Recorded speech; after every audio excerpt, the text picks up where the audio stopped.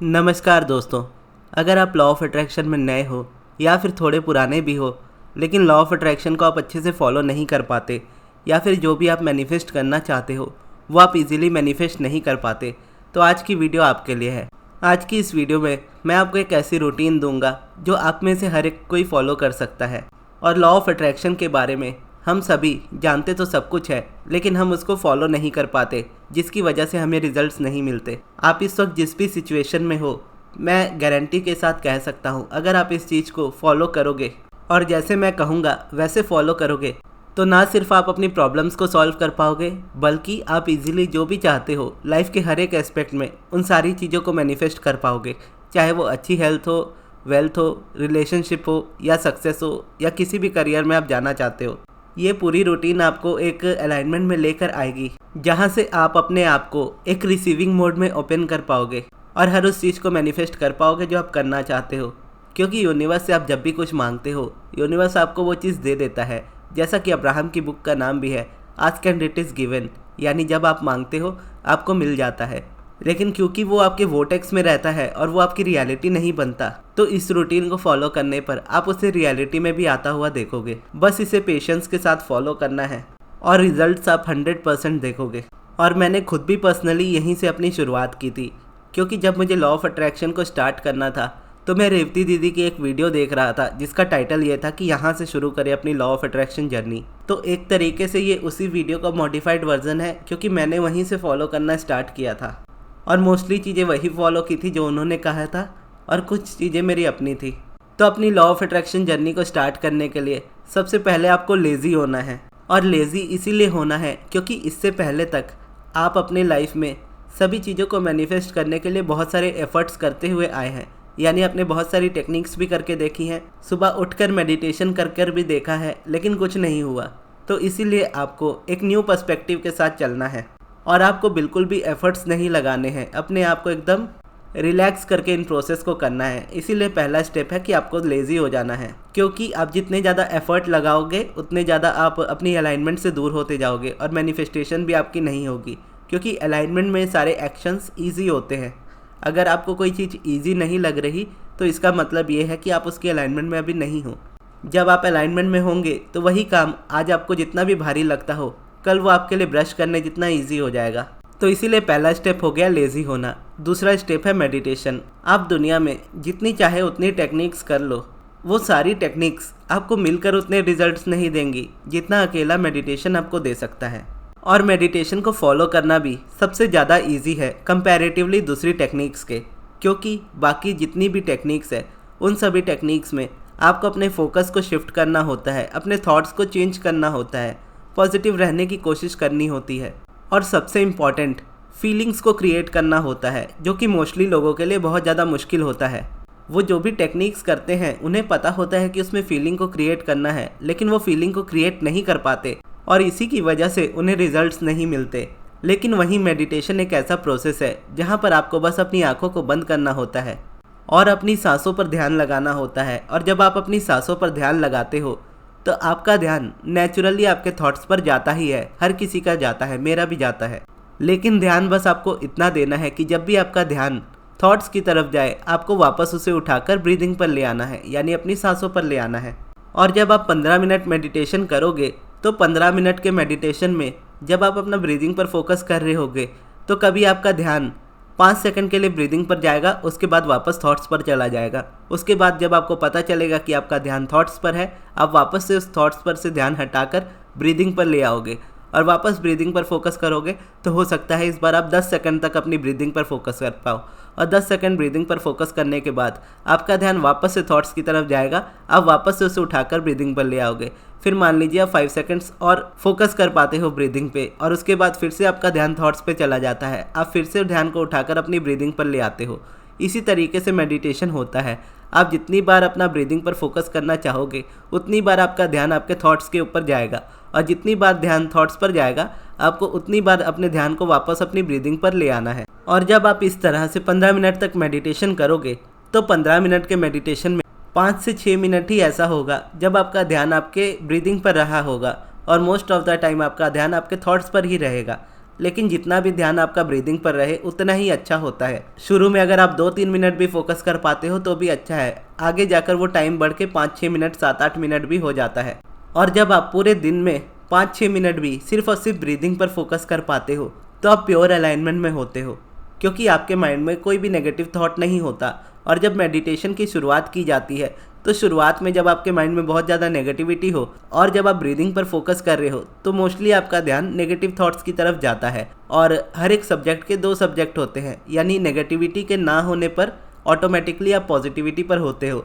यानी आपको पॉजिटिव सोचना ज़रूरी नहीं होता, नेगेटिविटी को छोड़ना ज़रूरी होता है। जहाँ नेगेटिविटी नहीं रहती है वहाँ पॉजिटिविटी ऑटोमेटिकली रहती है। इसीलिए जब आप ब्रीदिंग पर फोकस करते हो और उसके बाद आपका ध्यान थॉट्स पर जाने लगता है, मोस्टली नेगेटिव थॉट्स पर जाने लगता है, तो जब आप उसे उठाकर वापस से ब्रीदिंग पर लेकर आते हो तो आप ऑटोमेटिकली पॉजिटिव थॉट्स पर अपना ध्यान लेकर आते हो, क्योंकि ब्रीदिंग पर फोकस करने से आपका ध्यान नेगेटिविटी पर नहीं होता, इसीलिए आप ऑटोमेटिकली पॉजिटिविटी में आ जाते हो। और शुरुआत में ये आपको दोनों थॉट्स के साथ करना पड़ता है, भले ही आपके थोड़े थॉट्स पॉजिटिव भी क्यों ना हो, आपको फिर भी वहाँ से ध्यान हटाना है, क्योंकि पॉजिटिव थॉट्स ज़रूरी नहीं है कि आप पॉजिटिव थॉट्स सोचो, क्योंकि जैसे ही आप नेगेटिव थॉट्स पर से अपना ध्यान हटाओगे आप ऑटोमेटिकली पॉजिटिविटी में आ जाओगे। तो इसीलिए ब्रीदिंग पर फोकस करने से आप अलाइनमेंट में आ जाते हो, क्योंकि ब्रीदिंग पर फोकस करना इसका मतलब यही है कि आप ऑटोमेटिकली पॉजिटिविटी पर फोकस कर रहे हो। और इसमें कोई आपको अलग से ध्यान नहीं लगाना पड़ता कि मैं कौन से थॉट सोचूं जो अच्छे होंगे। और इसी तरह से जब आप डेली प्रैक्टिस करते जाते हो तो पहले क्या होता था कि पहले आप मोस्ट ऑफ द टाइम अपने दिन में रेजिस्टेंस ही ऐड कर रहे होते थे, लेकिन अब क्या हो रहा है कि अब आप दिन में 15 मिनट ही सही आप मेडिटेशन को दे रहे हो और 15 मिनट में 5 मिनट ही सही आप अपनी ब्रीदिंग पर फोकस कर रहे हो। क्योंकि यूनिवर्स हमें हमारे हर एक क्वेश्चंस का आंसर देता है, लेकिन हम इतने क्वेश्चंस डालते हैं कि यूनिवर्स के आंसर्स को सुन नहीं पाते। लेकिन जब हम साइलेंट होकर बैठते हैं मेडिटेशन में तो हमें यूनिवर्स के आंसर्स मिलने लगते हैं। तो कुछ टाइम बाद ऐसा होने लगता है कि आप मेडिटेशन करते जाओगे और धीरे धीरे आपके नेगेटिव थॉट्स रिलीज़ होने लगेंगे, और उसके बाद आप मेडिटेशन में जैसे 1-2 महीने आगे बढ़ जाओगे उसके बाद देखोगे कि आपका फोकस सिर्फ ब्रीदिंग पर रहता है, और उसके बाद ध्यान जाता भी है तो नेगेटिव थॉट्स की तरफ नहीं जाता, क्योंकि वहाँ पर नेगेटिव थॉट्स नहीं होते, सिर्फ और सिर्फ पॉजिटिव थॉट्स होते हैं। तो वहीं पर आपका ध्यान घूमता रहता है, कभी आप ब्रीदिंग पे फोकस करते हो, कभी आप पॉजिटिव थॉट्स पे फोकस कर सकते हो। और उस वक्त जब आप अपने थॉट्स पर भी ध्यान दो तो भी मेडिटेशन में आप अच्छा कर रहे होते हो, क्योंकि नेगेटिविटी आपकी निकल चुकी होती है। तो उस पॉजिटिव थॉट्स में जब आप जाते हो तो वो थॉट्स आपको इम्पल्स देते हैं, वो आपको एक्शंस लेने के लिए इंस्पायर करते हैं, और तब आप एक्शन लेते हो और आपकी मैनिफेस्टेशन ईजिली हो जाती है, और उस वक्त एक्शन आपके लिए ब्रश करने जितना आसान हो जाता है। और कई बार ऐसा होता है कि आपको एक्शन लेना भी नहीं पड़ता और कोई चीज़ ऑटोमेटिकली आपके लिए हो जाती है। और मेडिटेशन हर किसी के लिए 15 मिनट इनफ होता है, 15 मिनट से ज़्यादा मेडिटेशन करना ज़रूरी नहीं होता, क्योंकि हर किसी की लाइफस्टाइल अलग होती है। जो मंक्स होते हैं, जो भिक्षु होते हैं, वो घंटों भर या पूरे दिन भर मेडिटेशन करते हैं, क्योंकि उनकी लाइफ कहीं ना कहीं स्पिरिचुअलिटी से ही पूरी जुड़ी होती है। तो वो अगर 1 घंटे या पूरे दिन मेडिटेशन करते हैं तो उनका समझ में आता है। लेकिन जब आप नॉर्मल ह्यूमन बीइंग होते हो और आपका ऑफिस वर्क होता है, आप अपने काम पर बिजी होते हो, शहरों में रहते हो, फैमिली है, फ्रेंड्स है, ऐसे टाइम में 15 मिनट्स मेडिटेशन हर किसी के लिए इनफ होता है, क्योंकि आपको उसी लाइफ में रहना है और उसी लाइफ को बेटर बनाना है। तो इसीलिए अपने मेडिटेशन को लंबा स्ट्रेच ना करें, अपने आप को प्रॉब्लम ना दे, और शुरुआत में आपसे जितना मेडिटेशन होता है उतना ही करें, भले आप 5 मिनट कर पाओ या 10 मिनट कर पाओ। और मैं जब मेडिटेशन करने बैठता हूँ तो मैं 15 मिनट्स ही मेडिटेशन करता हूँ आज भी। और मेडिटेशन करने से पहले मैं 16 मिनट का टाइमर लगाता हूँ, और 16 मिनट का टाइमर इसीलिए लगाता हूँ ताकि मैं शुरू के 1 मिनट अपने आप को अच्छा टाइम दे पाऊँ खुद को फोकस में लाने के लिए, और उसके बाद मैं इजीली 15 मिनट्स तक मेडिटेशन करता हूँ। फिर मेरा अलार्म बज जाता है और उसके बाद मैं उसको ऑफ कर देता हूँ और अपनी आंखें खोल लेता हूँ। और अगर आप इस वीडियो को देखने के बाद आज से मेडिटेशन करना स्टार्ट करते हो तो मैं आपको इस चीज़ की गारंटी दे सकता हूँ कि आज आप जिस भी स्टेट में हो, इमोशनली आप अपने माइंड में जिस तरह का भी फील कर रहे हो, चाहे आप कितना ही बुरा क्यों ना फील कर रहे हो, 1 महीने के मेडिटेशन करने के बाद आप इस वाली सिचुएशन को बहुत ज़्यादा हील कर लोगे। और अपनी मैनिफेस्टेशंस को इसी फीलिंग से देखा जाता है। मोस्टली लोग अपनी मैनिफेस्टेशन को फिजिकल मैनिफेस्टेशन के थ्रू देखना चाहते हैं और उसी तरह से देखते हैं, यानी कोई चीज़ उन्हें लाइफ में चाहिए, वो चीज़ उनकी लाइफ में आ गई तब वो मैनिफेस्टेशन है, अदरवाइज़ नहीं है। लेकिन अब्राहम के अकॉर्डिंग मैनिफेस्टेशन को जब हम फिज़िकली देखना चाहते हैं तो हम उसमें रेजिस्टेंस क्रिएट करते हैं, जबकि हमें हमेशा अपनी फीलिंग्स के थ्रू उस चीज़ को देखना चाहिए। यानी अगर आज मैं अपने डिज़ायर के बारे में सोचता हूँ, मान लीजिए मुझे जॉब चाहिए और जॉब के बारे में सोचते ही मैं डर जाता हूँ, मुझे फियर आने लगता है, इनसिक्योरिटी होने लगती है, और कहीं तरीके से मुझे ऐसा लगने लगता है कि मैं डिज़र्व नहीं करता हूँ। और इस फीलिंग से मैं मेडिटेशन को स्टार्ट कर रहा हूँ। तो आज मैं मेडिटेशन स्टार्ट करूँगा, 1 महीने तक लगातार मेडिटेशन करूँगा और उसके बाद मेरी डिज़ायर होगी फिर से जॉब की। तो जॉब के बारे में जब मैं सोचूंगा तो वो इनसिक्योरिटी मुझे फील नहीं हो रही होगी, उतना डर मुझे नहीं लग रहा होगा। तो मैं समझूंगा कि मैं पहले से बेटर फील कर रहा हूँ और मैं पहले से ज़्यादा अलाइनमेंट में हूँ और उसी चीज़ को मैं कंटिन्यू करता रहूँगा। तो धीरे धीरे करके मेरी वो फीलिंग्स ख़त्म होने लगेंगी, फियर ख़त्म होने लगेगा, एंग्जाइटी ख़त्म होने लगेगी, जिस भी तरह की रेजिस्टेंस आपके माइंड में है वो ख़त्म होने लगेगी। वो जैसे ख़त्म होने लगेगी और आप एक न्यू वाइब्रेशन में आ जाओगे, आप ऑटोमेटिकली उस चीज़ को अपनी लाइफ में आते हुए देखोगे जो आपको चाहिए। और मेडिटेशन कंपलसरी है और इसको आपको करना ही है अगर आप अपनी लाइफ में अलाइनमेंट में सच में रहना चाहते हो और सच में अपनी सभी डिज़ायर्स को मैनिफेस्ट करना चाहते हो तो। और अगर आप मेडिटेशन नहीं कर पाते हो तो आप शुरू में जितना कर पाते हो उतना ही कीजिएगा। ज़बरदस्ती खुद को परेशान मत कीजिएगा कि अगर 15 मिनट बोला है तो शुरुआत ही 15 मिनट से करनी है। आप शुरुआत कितने भी मिनट से कर सकते हो, 1 मिनट हो रहा है तो आप 1 ही मिनट करो, लेकिन शुरुआत करो मेडिटेशन की। तो सबसे पहला स्टेप हो गया कि लेज़ी होना है, दूसरा स्टेप हो गया मेडिटेशन करना है। अब आते हैं तीसरे स्टेप पर, और तीसरा स्टेप है ग्रैटिट्यूड वॉक। और ग्रैटिट्यूड वॉक इसीलिए सबसे ज़्यादा इम्पॉर्टेंट है क्योंकि ग्रैटिट्यूड आपको करेंट रियलिटी को इग्नोर करने में और उसको एक्सेप्ट करने में भी हेल्प करता है। क्योंकि इस वक्त आप जो भी वाइब्रेशन यूनिवर्स में दे रहे हो वही आपको आपकी लाइफ में रिफ्लेक्ट होता हुआ दिखेगा। वाइब्रेशन से अपोजिट कभी भी चीज़ें आपकी लाइफ में मैनिफेस्ट नहीं हो सकती, इवन अगर वो आपकी अपनी ही चीज़ हो या आपका अपना ही पर्सन क्यों ना हो और कितना ही अच्छा रिलेशन क्यों ना चल रहा हो। अगर आप अपनी वाइब्रेशन को अपोजिट रखते हैं तो वो पर्सन आपसे या फिर वो चीज़ आपसे दूर हो ही जाती है। आप चाहो या ना चाहो, अगर आपका फोकस किसी चीज़ पर है तो आप उस चीज़ को मैनिफेस्ट कर लोगे अपनी लाइफ में। अगर आपके माइंड में फियर या इनसिक्योरिटी ज़्यादा है तो यूनिवर्स आपकी लाइफ में ऐसी सिचुएशंस को क्रिएट कर देगा कि आप और ज़्यादा डरोगे और ज़्यादा इनसिक्योर फील करोगे। और फियर और इनसिक्योरिटी से रिलेशनशिप्स ब्रेक होते हैं और जॉब जाती है या फिर आपको जॉब नहीं मिलती है। तो इस तरीके की अगर प्रॉब्लम्स आपकी लाइफ में होती है तो इसका मतलब ये है कि आपके माइंड में फियर और इनसिक्योरिटी है, और क्योंकि आप ये वाइब्रेशन दे रहे हो फियर और इनसिक्योरिटी की, तो यूनिवर्स ऐसी सिचुएशंस को क्रिएट करेगा। आपकी जॉब से आपको दूर कर देगा, आपके स्पेसिफिक पर्सन से आपको दूर कर देगा, मनी से आपको दूर कर देगा, ताकि आप और ज़्यादा फियर और ज़्यादा इनसिक्योरिटी को फील करो क्योंकि आप उस वाइब्रेशन को दे रहे हो। और वहीं जब हम अबंडेंस के बारे में सोचते हैं, अबंडेंस की बात करते हैं, अबंडेंस का मतलब होता है प्रचुरता, किसी चीज़ का बहुत ज़्यादा आपकी लाइफ में होना। तो आपका फोकस जितना अबंडेंस पर रहेगा उतनी ही वो चीज़ आपकी लाइफ में अट्रैक्ट होगी, क्योंकि आप अपनी लाइफ में जो भी मैनिफेस्ट करना चाहते हो यूनिवर्स के पास वो भरपूर है। यूनिवर्स के पास किसी भी चीज़ का लैक नहीं है। अगर आप देखो तो जैसे समंदर है, तो आप जो भी चाहते हो यूनिवर्स से, यूनिवर्स के पास वो समुंदर की तरह है, इतनी ज़्यादा अबंडेंस है। यानी आप समुंदर से जितना भी पानी निकाल लो समुंदर को कभी कम नहीं पड़ेगा। उसी तरीके से आपको लाइफ में अगर मनी चाहिए, अगर आपको कोई स्पेसिफिक करियर चाहिए, स्पेसिफिक पर्सन चाहिए, तो ऑलरेडी वो आपके लिए एग्जिस्ट करता है। और इस चीज़ को आपको एक्सेप्ट करना होगा कि यूनिवर्स के पास अबंडेंस है हर एक चीज़ की। आप जो भी यूनिवर्स से मांगते हो वो आपको चुटकी बजाकर उस चीज़ को दे सकता है, और आप जितना चाहे उतना मांग सकते हो। यूनिवर्स कभी भी आपसे ऐसा नहीं कहता कि आप ये मांगो ये ना मांगो, इतना ही मांगो, इससे ज़्यादा मत मांगो। आप जितना मांग सकते हो उतना यूनिवर्स आपको दे सकता है। और एक बात आपको हमेशा याद रखनी चाहिए कि यूनिवर्स अगर आपके अंदर कोई डिज़ायर आपको देता है तो उसको पूरी करने की क्षमता भी ज़रूर देता है। यानी कोई डिज़ायर अगर आपके माइंड में आई है कि आपको ये चीज़ मैनिफेस्ट करनी है, इसका मतलब है कि यूनिवर्स आपके साथ है उस चीज़ को आपको सपोर्ट करने के लिए। अब चाहे वो चीज़ कोई भी हो या कोई पर्सन हो या कोई भी चीज़ हो, अगर आपको मैनिफेस्ट करना है तो आपको ये एक्सेप्ट करना होगा कि वो चीज़ आपकी है क्योंकि यूनिवर्स आपको सपोर्ट कर रहा है। और उस चीज़ को या उस पर्सन को मैनिफेस्ट करने का डिसीजन आपका खुद का होना चाहिए कि आप उनको मैनिफेस्ट करना चाहते हो या नहीं। अगर आप ये क्वेश्चन किसी दूसरे पर्सन से पूछते हो तो उनका आंसर आपको कभी भी हेल्प नहीं करेगा।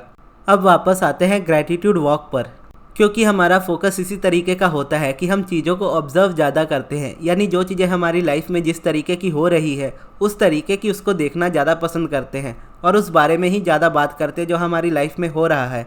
लेकिन जैसा अब्राहम कहती है कि आपका फोकस जिस चीज़ पर रहेगा वो चीज़ आपकी लाइफ में एक्सपेंड होती रहेगी, चाहे आप उस चीज़ को चाहो या ना चाहो। अगर आप अपनी करंट रियलिटी को देखकर बार बार परेशान होते रहते हो और उस चीज़ से अपना ध्यान नहीं हटाते और हमेशा इस तरह की बात करते हो कि वो चीज़ मेरी लाइफ में हमेशा ऐसा होता है और ये भी मेरी लाइफ में होता है, मेरे साथ ऐसा ही चलता रहता है। मैं मेडिटेशन नहीं कर पाता, मुझसे ग्रैटिट्यूड भी नहीं होता, फीलिंग नहीं आती। अगर ये चीज़ें माइंड में चलती रहती है तो यही आपकी लाइफ में रिपीट होता रहेगा, क्योंकि वाइब्रेशन ही हमेशा सबसे पहले आती है। आप वाइब्रेशन से अपोजिट कुछ भी मैनिफेस्ट नहीं कर सकते। अगर आपका ध्यान इस चीज़ पर है तो आप इसी चीज़ को अपनी लाइफ में एक्सपेंड करते रहोगे।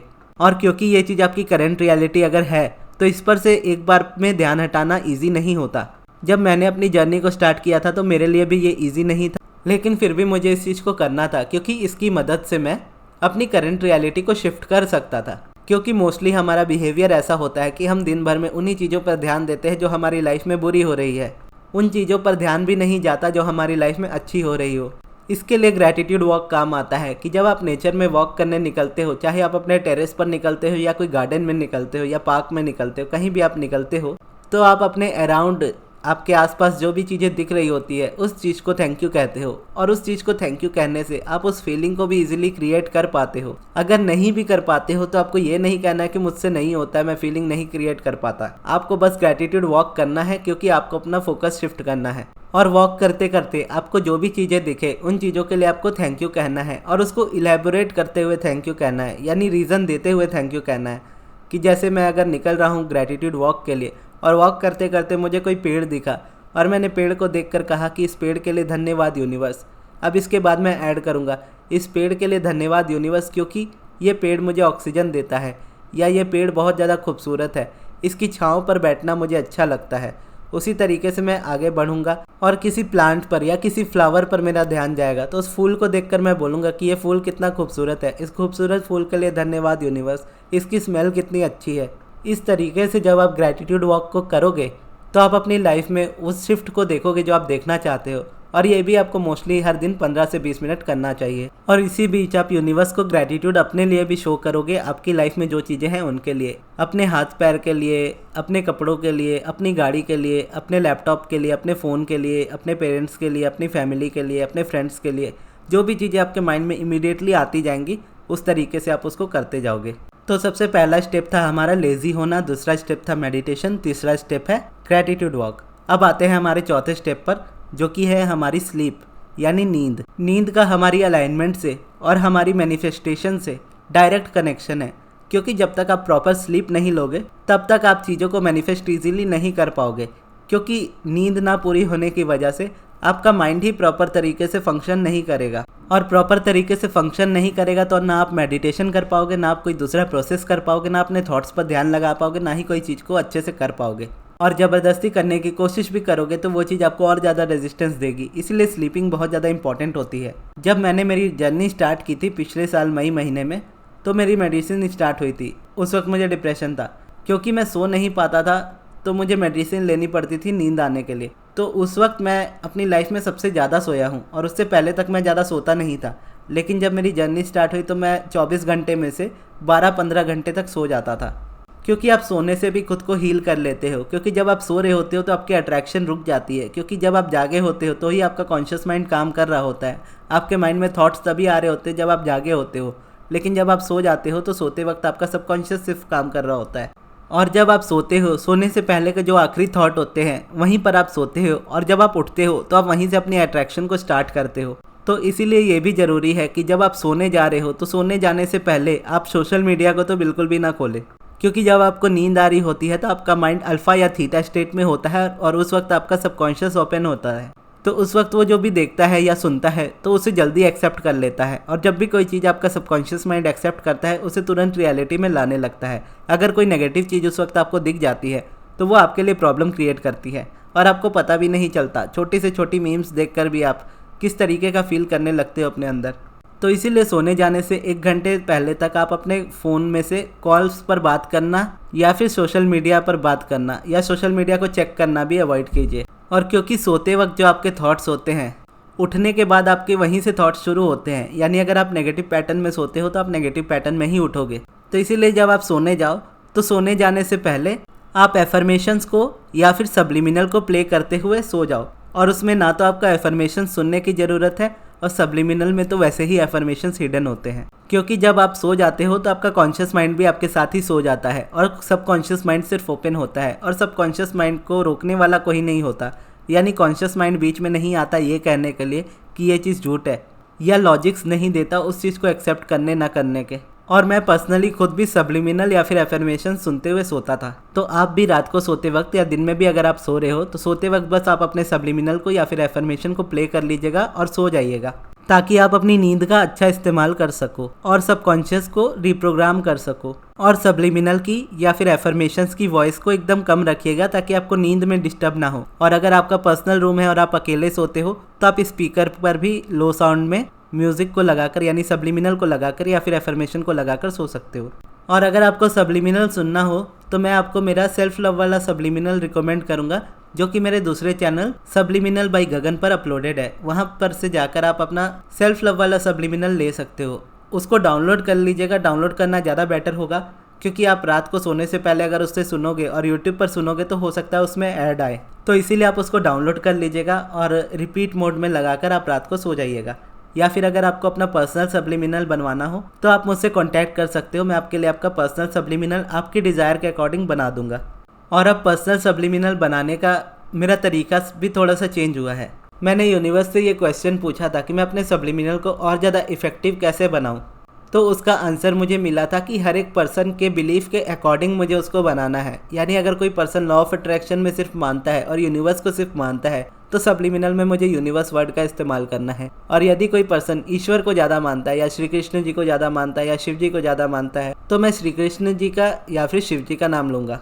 या कोई अल्लाह को मानते हैं तो मैं अल्लाह का नाम लूँगा, ताकि मैं आपके सब्लिमिनल को आपके बिलीव्स और आपकी डिज़ायर्स के अकॉर्डिंग पूरी तरह से डिज़ाइन कर सकूँ। क्योंकि अगर कोई पर्सन ईश्वर को ज़्यादा मानता है तो कहीं ना कहीं यूनिवर्स वर्ड उनको ज़्यादा कॉन्ट्रास्ट देगा और कहीं ना कहीं उनके माइंड को कंफ्यूज करेगा कि अगर वो अल्लाह को मानते हैं और उनको मैं कहूँ कि आप यूनिवर्स बोलो तो ये कॉन्ट्रास्ट उनके माइंड में आ जाएगा। या कोई श्री कृष्ण जी का भक्त है पूरी तरह से, अगर मैं उनको बोलूँ कि आप यूनिवर्स में मानो तो कहीं ना कहीं उनका माइंड उस चीज़ में कॉन्ट्रास्ट को क्रिएट करेगा। क्योंकि जब हम सोर्स की बात करते हैं या यूनिवर्स की बात करते हैं तो वो सारी चीज़ें जुड़ती हैं एक सुप्रीम एनर्जी से जो हमारी दुनिया को चलाती है, जिन्हें हम हर धर्म के अलग अलग लोग अलग अलग नामों से पुकारते हैं। तो अब से जो भी मैं सब्लिमिनल बनाऊंगा तो वो इस तरीके से बनाऊंगा कि वो आपके रिलीजियस बिलीव्स को भी आपके साथ रहने दे और उसी तरीके से आप मैनिफेस्ट कर पाओ। तो अगर आपको सब्लिमिनल बनवाना हो या फिर पर्सनल सेशन लेना हो, दोनों के लिए आप मेरे मैनेजर अमृत को ही कांटेक्ट कीजिएगा व्हाट्सएप पर। उनकी कांटेक्ट डिटेल्स मैं आपको कमेंट बॉक्स में दे दूंगा। और एक बार फिर से इसको रिवाइज कर लेते हैं कि सबसे पहला स्टेप है लेजी होना, दूसरा स्टेप है मेडिटेशन करना, तीसरा स्टेप है ग्रैटिट्यूड वॉक करना, चौथा स्टेप है अच्छी नींद लेना और पांचवा स्टेप है नींद के साथ आपको एफर्मेशंस या फिर सब्लिमिनल प्ले करते हुए सोना है। और अगर यूट्यूब से सब्लिमिनल सुन रहे हैं तो उसको डाउनलोड कर लेना है ताकि एड्स की प्रॉब्लम ना हो। तो ये थी दोस्तों हमारी आज की वीडियो। आपको ये वीडियो कैसी लगी कमेंट बॉक्स में ज़रूर बताइएगा। अगर आपके कोई सवाल हो तो आप मुझसे कमेंट बॉक्स में पूछ सकते हो। और इस वीडियो को यहाँ तक देखने के लिए बहुत बहुत धन्यवाद।